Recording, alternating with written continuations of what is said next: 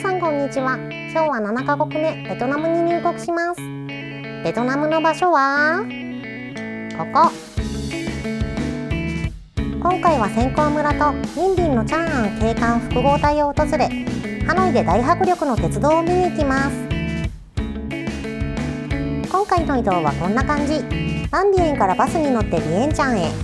ビエンチャンでスリーピングバスに乗り換え、ハノイに向かいます。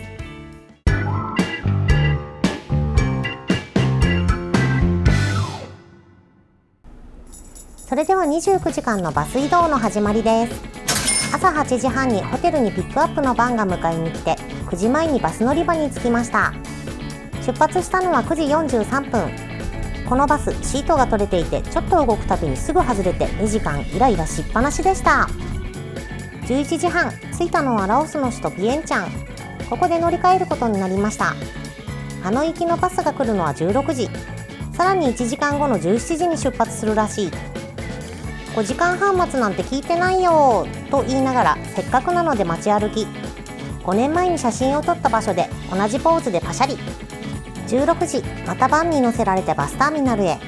ハノイ行きのスリーピングバスが発車したのは17時44分。なかなかスムーズにはいきません。このバス結構狭いです。身長157センチの私がギリギリ足を伸ばせる長さ。体の大きい外国人に羨ましがられてしまいました。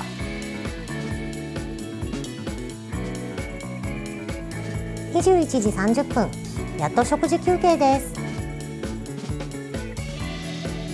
0時50分、国境に着きました。朝7時の開門までここで待機です。こんなに待つのになんで17時にビエンチャン出たし。朝7時になって越境です。ベトナム側国境でトラブル発生。5万ドン払え。なんで？何のお金？そもそもベトナムドンなんて持ってないよ。じゃあ2ドルだ。ドルも持ってないよ。というやり取りの末、何度も意味なくいろんな列に並ばされ、最終的に賄賂は払わずスタンプはもらえたのですが、もう完全に嫌がらせ。ベトナム国境マジムカつく。11時50分、食事休憩を挟んで17時20分、やっとハノイに到着しました。最終的にバンビエンから28時間以上の移動になってクタクタです。ターミナルにいたタクシー運転手をグラブに乗るから必要ないと断っていたら、グラブならこれだとグラブの画面を見せられ、ベトナムってこんなに高かったっけと思いながら、グラブの値段で言ってくれるというのでタクシーに乗車。後で調べたところ10万ドンくらいで済むことが分かり、アプリ画面まで作って騙してくることにびっくり。着いたばかりで SIM がなかったせいもあったのですが、自分で調べないと痛い目見ますね。反省。夜は宿のお兄さんおすすめのビアホイにやってきました。このローカル感がたまらない。ビールなんてホースで入れちゃってるし。しばらく飲んでいると一緒に飲もうとマレーシア人のおじさんが参戦。仲良く話していると、明日は貸し切りバスで観光に行くから一緒においでよとのこと。飲みの席の話なので半信半疑でおじさんのホテルに来てみたら、ちゃんと覚えていてくれて、本当に一緒に出発することになりました。貸し切りバスはこんな感じのリムジンバス。中もふかふかの椅子で最高です。実は私たち行き先を知らないのです。まさにミステリーツアー。はじめに着いたのはセンコー村。これ全部センコーです。映え写真が撮れるように椅子が置いてあったりして、いい写真が撮れちゃうんです。2時間後、ニンビンのチャンアン景観複合体に到着しました。今日のハイライトです。チケット代25万ドンを払って船に乗り込みます。この船4人乗りなのですが、4人集まるまで出発しないよくあるアジア仕様。一緒に来たマレーシア人家族はちょうど12人で早々と出発。私たちはあと2人集まるのをしばらく待っていましたが、結局同じコースを回る2人は現れず、2人で出発してもらいました。最初に来たのは全長250メートルのバンケーブ。船に乗って洞窟に入っていきます。250メートルって長い。このルートでは行きませんが、1キロにわたる洞窟もあるらしいです。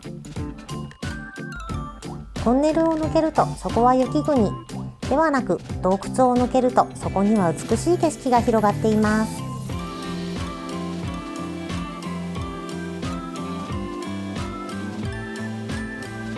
昔風の小屋がたくさん建てられているところがあったり、点在している寺院を巡ったりします。ここがこのコースで一番のハイライトっぽかったです。川の真ん中にある寺院は保安系向こうを思い出しました。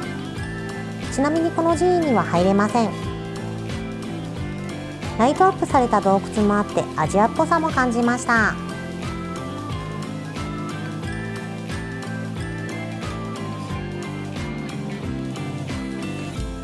川沿いに寄った寺院はすべて中国風。ベトナムにおける中国の影響を感じました。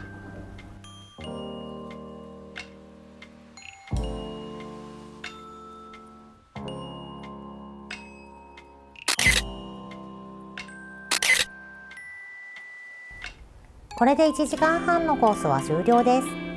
帰り道にはたくさんのランタンが飾ってあって綺麗でした。ハノイからニンビンなんて個人で来たら移動費が結構かかってしまうところ、貸し切りリムジンに相乗りさせてくれたマレーシア人家族の皆さん、本当にありがとうございました。今日はハノイ名物トレインストリートにやってきました。ここは線路沿いのカフェで注文した人以外は追い出されることになっています。私たちは迷わずビールを注文。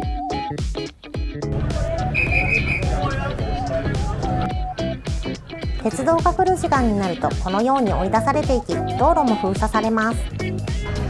さて、お目当ての鉄道です。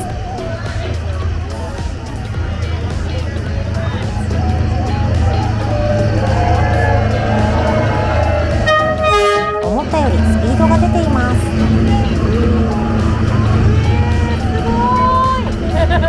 この近さ伝わるでしょうか。